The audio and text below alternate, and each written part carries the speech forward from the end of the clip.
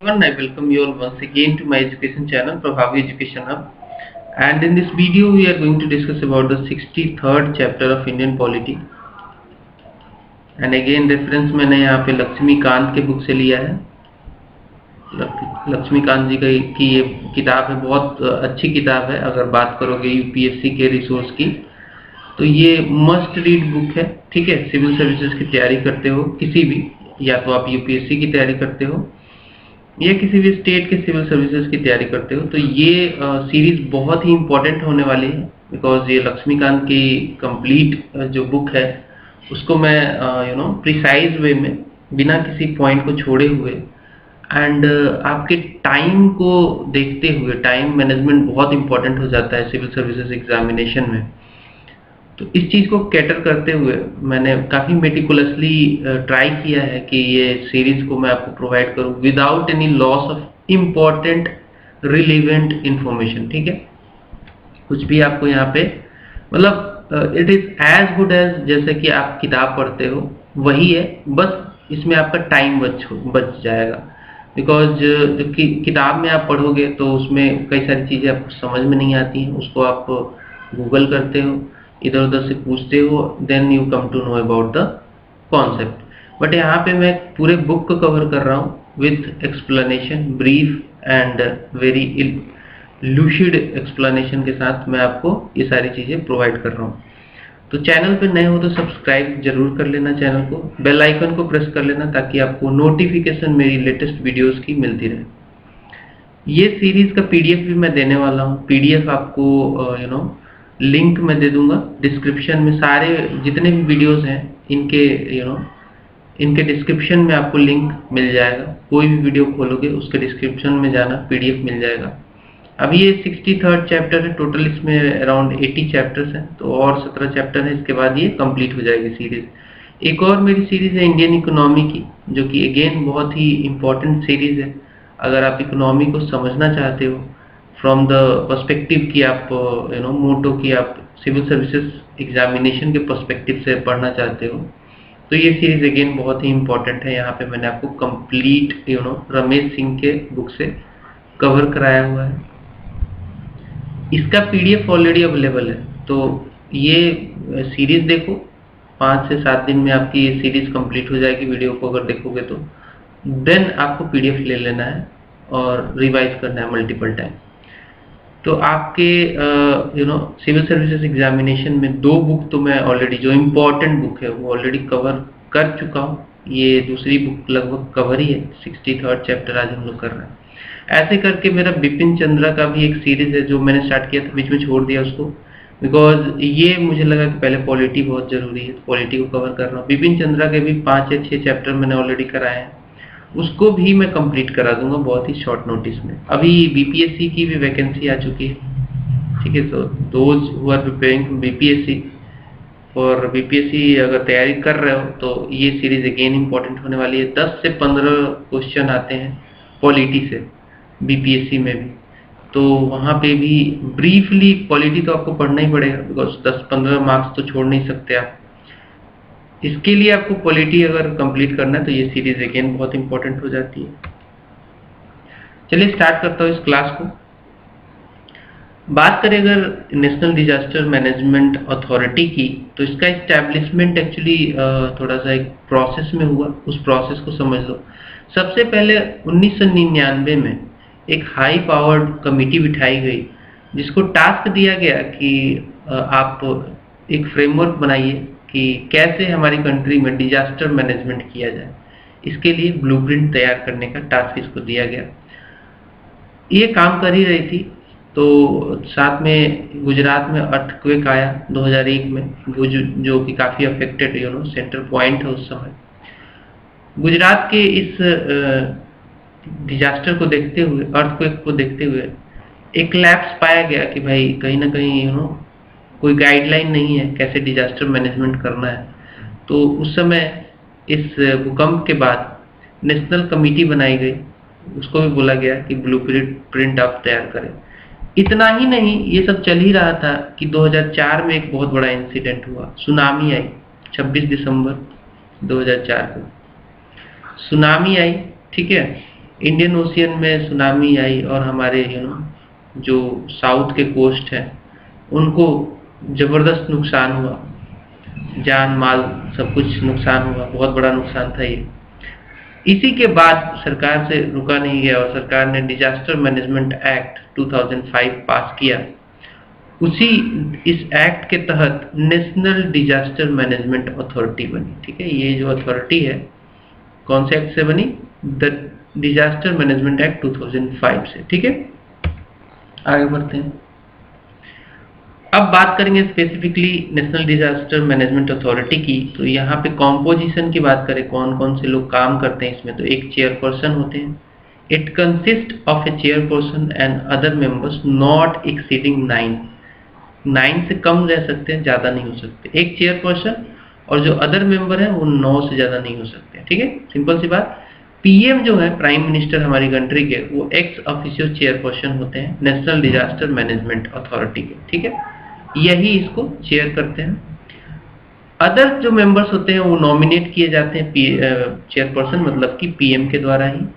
PM ही एक vice chairperson को भी नॉमिनेट करते हैं, जो कि एक कैबिनेट मिनिस्टर के होते हैं, कैबिनेट मिनिस्टर रैंक के होते हैं। ठीक है, अदर मेंबर्स जो होते हैं इसमें, वो उनका स्टेटस जो होता है वो एक मिनिस्टर ऑफ स्टेट का होता है। ये सारी बातें मैंने बताई है, मिनिस्टर ऑफ स्टेट क्या है, कैबिनेट मिनिस्टर क्या होता है, ऑलरेडी मैंने एक्सप्लेन किया हुआ इस सीरीज में। तो इसलिए मैं बोलता हूँ कि शुरू से देखा करो सारी चीज़ों को। अगर आप यहाँ पे सीधे नेशनल डिजास्टर मैनेजमेंट अथॉरिटी पढ़ रहे हो और आपको पता नहीं है कि जो मिनिस्टर्स का रैंक होता है वो कैसे होता है, तो आपको समझ में बातें नहीं आएंगी, हो सकता है। नेक्स्ट है एडमिनिस्ट्रेटिव कंट्रोल, इसके ऊपर रहता है union ministry of home affairs का। मतलब ये जो अथॉरिटी है एनडीएमए जिसको बोलते हैं, किसके अंतर्गत काम करती है, किसके एडमिनिस्ट्रेटिव कंट्रोल में काम करती है? तो union ministry of home affairs. ठीक है, ये भी क्वेश्चन आ सकता है। ऑब्जेक्टिव क्या है एनडीएमए का? ये ऑब्जेक्टिव जो है वो है कि प्रिवेंशन के लिए मैकेनिज्म तैयार करें, प्रिपेयर करें खुद को, और रेजिलियंस डेवलप करें through knowledge, innovation and education. किसके लिए? तो डिजास्टर से लेकर, डिजास्टर जो भी होता है हमारी कंट्री में, किस तरीके के डिजास्टर होते हैं? कभी साइक्लोन आ जाता है, कभी फ्लड्स आ जाते हैं। फ्लड्स तो हमेशा ही आते रहते हैं, स्पेशली बिहार, असम, ये सब रीजन में हमेशा फ्लड आता रहता है। साइक्लोन आता रहता है कहाँ पे? ईस्ट कोस्ट में ज़्यादातर, वेस्ट में भी आता है। ठीक है, ईस्ट एंड वेस्ट कोस्ट में साइक्लोन्स आते रहते हैं, and so called so on. ठीक है, ऐसे करके जो भी डिजास्टर्स होते हैं वहाँ पे, जैसे अर्थक्वेक आता है, ये वीक डिजास्टर है। तो इसके प्रिवेंशन, प्रिपेयर, इसके लिए तैयारी, इसके लिए रेजिलियंस तैयार करना through knowledge, innovation and education, ये हमारा ऑब्जेक्टिव है एनडीएमए का। ठीक है, next, it has also objective of mitigation measures based on technology, traditional wisdom, environmental sustainability. कहने का मतलब ये है कि इसको अपने मेजर्स तैयार करने मिटिगेशन के लिए, मतलब कि कुछ हो गया मान लो डिजास्टर, उसको खत्म कैसे किया जाए, मिटिगेट कैसे किया जाए, उसके लिए टेक्नोलॉजी बेस्ड ट्रेडिशनल विजडम के द्वारा, इन्वायरमेंटल सस्टेनेबिलिटी के द्वारा ऐसी मेजर्स तैयार करनी है जो कि इनके मिटिगेशन में काम आए। Next, disaster management into the development planning process. तो इनको इनकॉर्पोरेट करना होता है, एनडीएमए को, नेशनल डिजास्टर मैनेजमेंट अथॉरिटी को इनकॉर्पोरेट करना होता है disaster management plans into the development planning process. मतलब कि सरकार जब डेवलपमेंट प्लानिंग प्रोसेस में होती है उसी समय डिजास्टर मैनेजमेंट को भी उसमें ऐड कराना काम होता है एनडीएमए का। ठीक है, आगे बढ़ते हैं। Institutional and techno legal frameworks, regulatory environment and compliance design. इसको एक मैकेनिज्म तैयार करना होता है ताकि institutional and techno legal frameworks तैयार किया जाए। ऐसे फ्रेमवर्क तैयार किए जाए जो कि इंस्टीट्यूशनल एंड टेक्नो लीगल हों, जिससे कि रेगुलेट किया जा सके इन्वायरमेंट को, एंड कंप्लायंस रिजाइम बनाया जा सके। मतलब कि इसके अलावा भी एनडीएमए के अलावा एसडीएमए होता है, डिस्ट्रिक्ट डिजास्टर मैनेजमेंट अथॉरिटी भी होती है। एसडीएमए होता है state disaster management authority, district level पे होता है डिस्ट्रिक्ट डिजास्टर मैनेजमेंट अथॉरिटी। तो इसके जो फ्रेमवर्क है उसको कंप्लायंस इन दोनों अथॉरिटी के द्वारा भी मिले। एंड इनफैक्ट जितने भी डिपार्टमेंट्स हैं मिनिस्ट्री के, जब भी वो प्लान तैयार कर रहे हैं तो कंप्लायंस करे इसके मतलब रूल्स को, एनडीएमए को।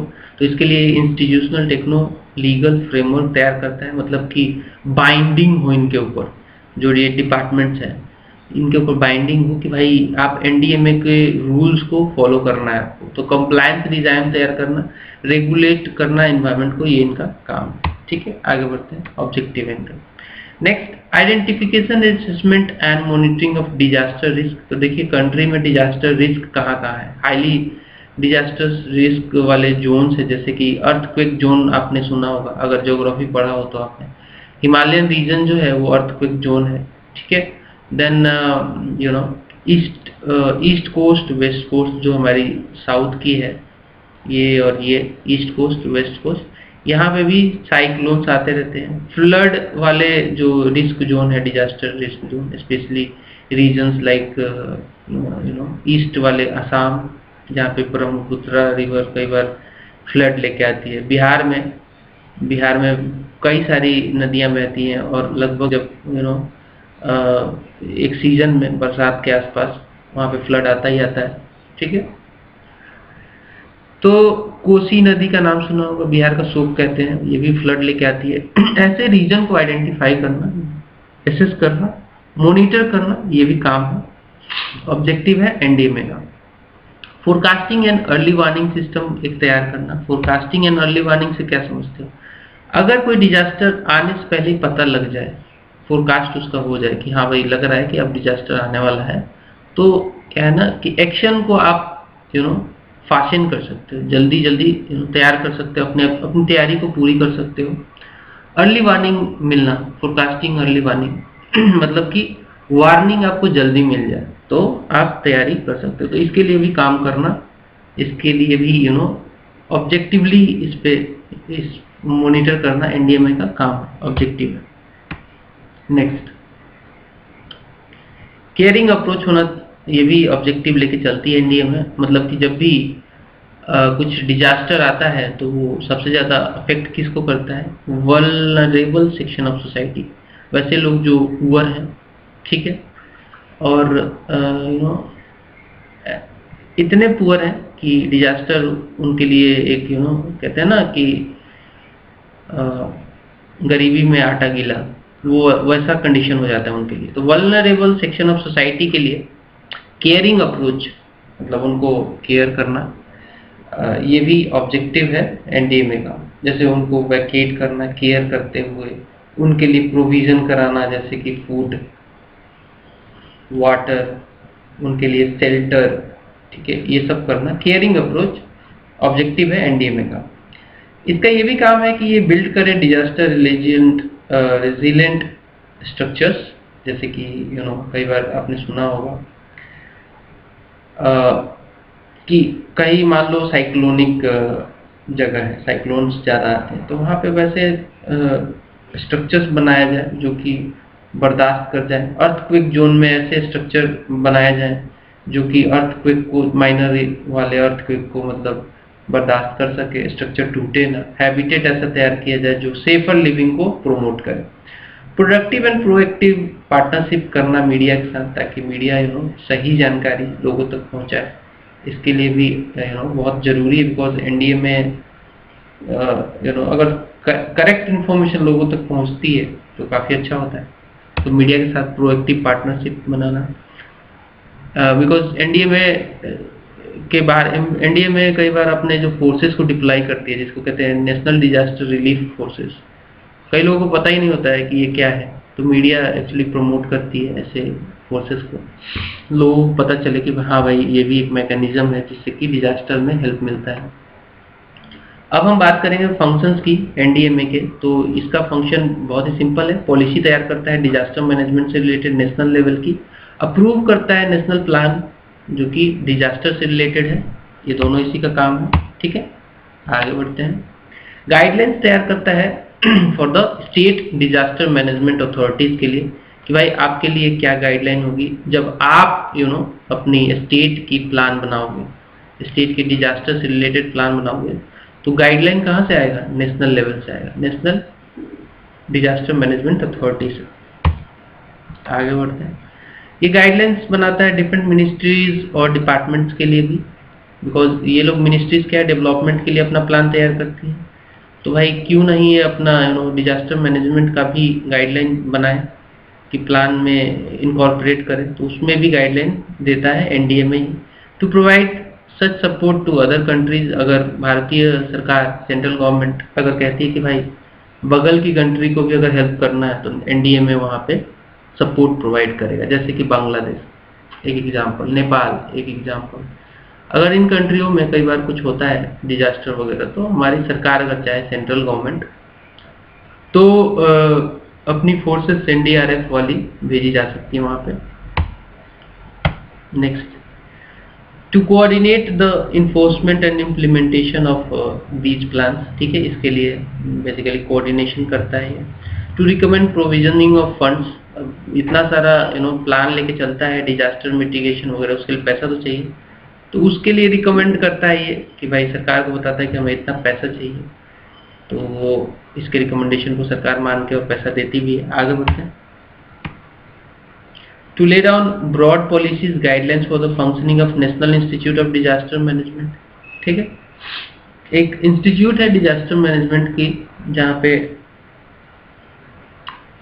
इसकी जानकारी, इंफॉर्मेशन, इसके कोर्सेज कराए जाते हैं डिजास्टर से रिलेटेड। तो उसके ब्रॉड पॉलिसीज गाइडलाइंस तैयार करना ये भी काम है एनडीएमए का ही। एडिशनल कुछ फंक्शंस हैं एनडीएमए के, ये जो मेन फंक्शंस के अलावा भी कुछ एडिशनल फंक्शंस हैं, जैसे कि गाइडलाइन तैयार करना for the minimum standard of relief. जब भी डिजास्टर हो जाता है, जनता अफेक्ट हो जाती है, तो उनको कुछ रिलीफ मिलने के लिए गाइडलाइन कौन तैयार करता है, एनडीएमए करता है। कई बार जब अगर डिजास्टर थोड़ा नेचर उसका सेवियर हो, बड़ा नेचर हो, मतलब काफ़ी अफेक्ट किया है उसने डिजास्टर ने, उस केस में रिलीफ जो होता है बड़ा अमाउंट होता है। और बड़ा अमाउंट ऐसे नहीं दिया जा सकता, मतलब उसको लोन के तौर पे दिया जाता है, बट उसमें काफ़ी इंटरेस्ट कम रहता है, कंसेशनल लोन कहते हैं जिसको। तो यहाँ पे वो उसके लिए भी गाइडलाइन तैयार करता है कि guideline in the case of severe अगर मान लीजिए डिजास्टर हो जाता है तो लोन के तौर पे दिया जाता है, कंसेशनल टर्म्स में दी जाती हैं। जनरल सुपरिटेंडेंस करता है direction and control over the NDRF. NDRF इसी की फोर्स है जिसको कहते हैं नेशनल डिजास्टर रिलीफ फोर्स। इसमें लोग काम करते हैं, इसमें ऑफिसर्स होते हैं, इसमें डायरेक्टली इन्फॉर्म जो इसमें मेंस होते हैं, वो लोग आपने देखा होगा, वीडियोस में देखा होगा, जब मीडिया कवर करती है तो देखा होगा कि एनडीआरएफ कैसे काम करती है। बाढ़ में डिंगी वगैरह लेके ये लोग इवैक्यूएट करते हैं जो लोग फंसे रहते हैं।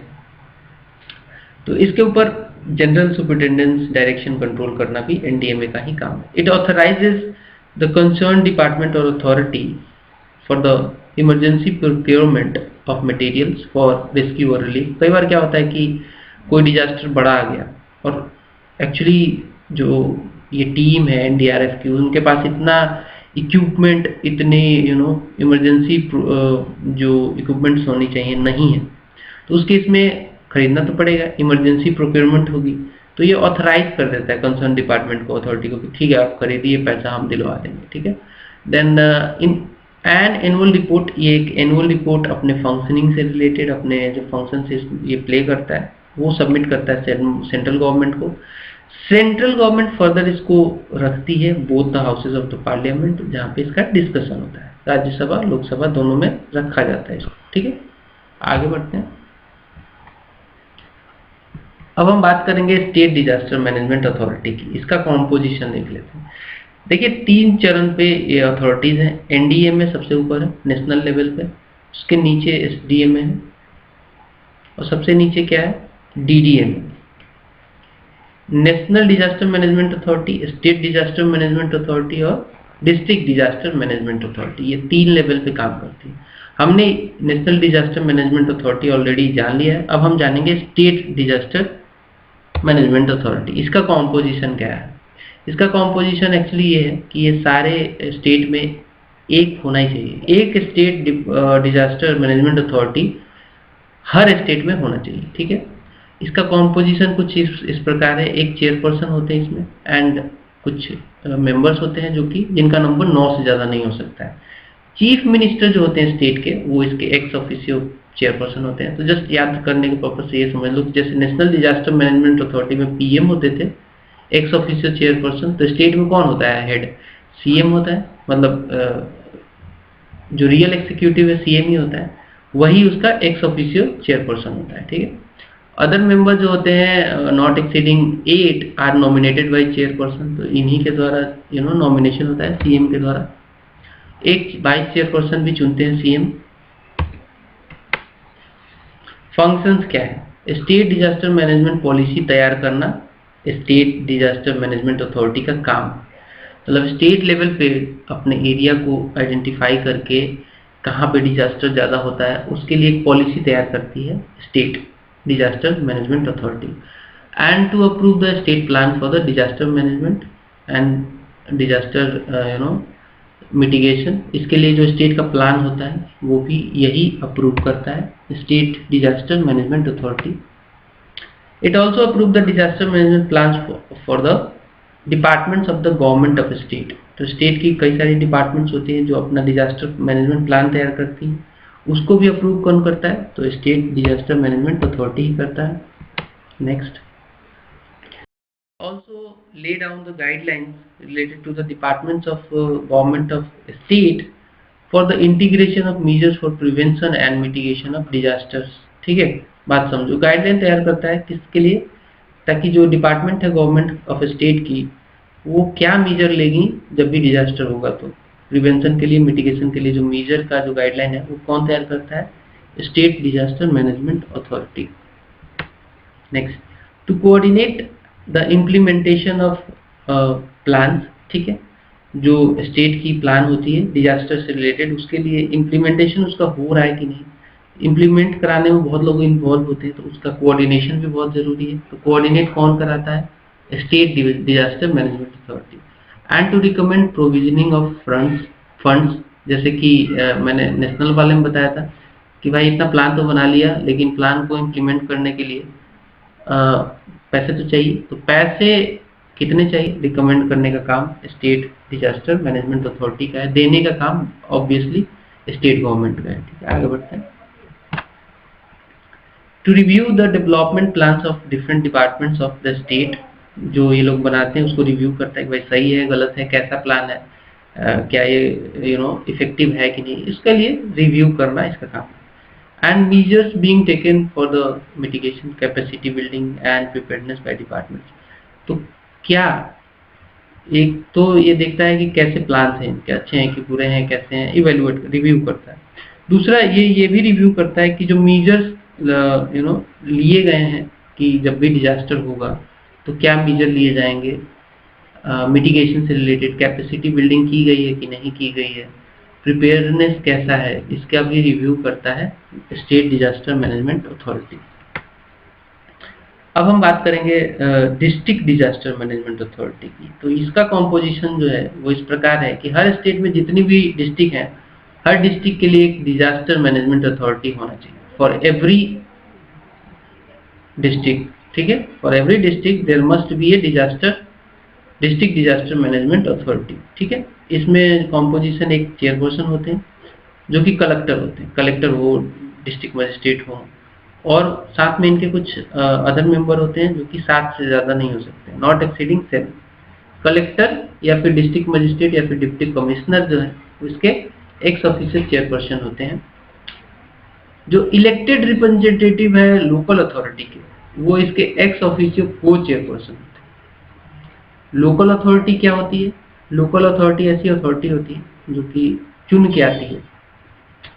डिस्ट्रिक्ट में लोकल अथॉरिटी होती है, ठीक है, जैसे कि मान लीजिए कि जहाँ पे जिला परिषद है तो वो एक एग्जाम्पल हो जाता है लोकल अथॉरिटी का।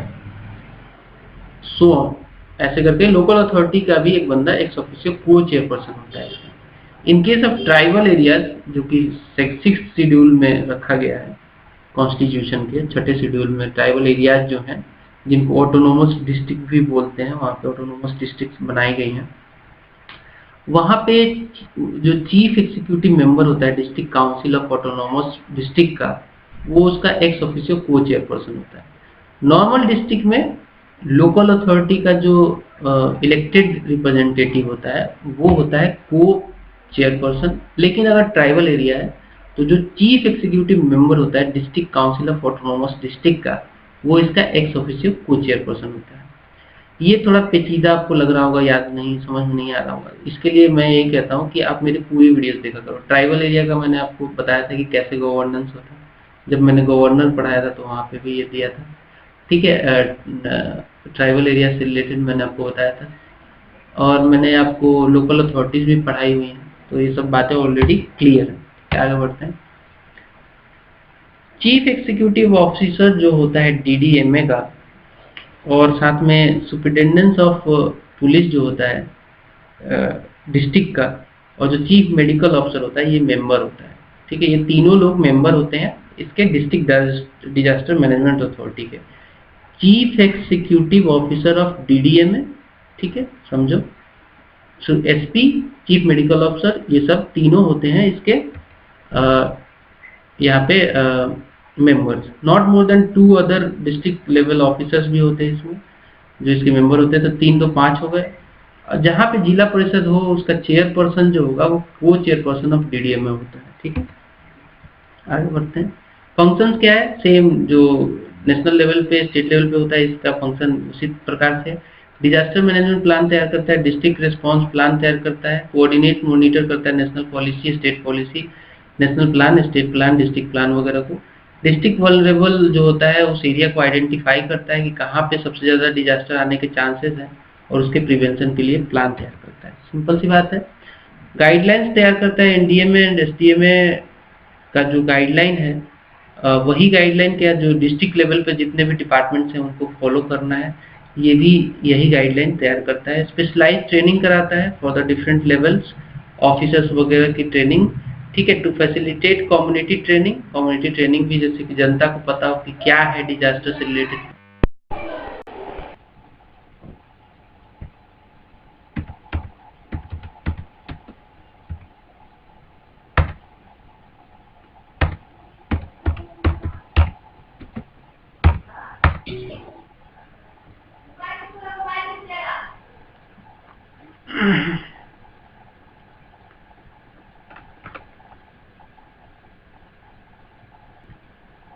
तो कम्युनिटी ट्रेनिंग से मतलब ये है कि जो लोग, जो कम्युनिटी जिस भी पर्टिकुलर डिजास्टर रिलेटेड एरिया में रहती है, जहाँ पे चांसेस ऑफ डिजास्टर ज़्यादा है, उनके पास अवेयरनेस प्रोग्राम, उनके पास ट्रेनिंग हो कि वो पता चल सके कि भाई हाँ भाई अगर डिजास्टर होता है तो उन्हें क्या करना है। अवेयरनेस है तो वो सपोर्ट करेंगे डिजास्टर मिटिगेशन में। ठीक है, साथ में ये जो मैकेनिज्म फॉर अर्ली वार्निंग है ये भी डेवलप करना डिस्ट्रिक्ट लेवल पे, ये भी काम है डिस्ट्रिक्ट डिजास्टर मैनेजमेंट अथॉरिटी का।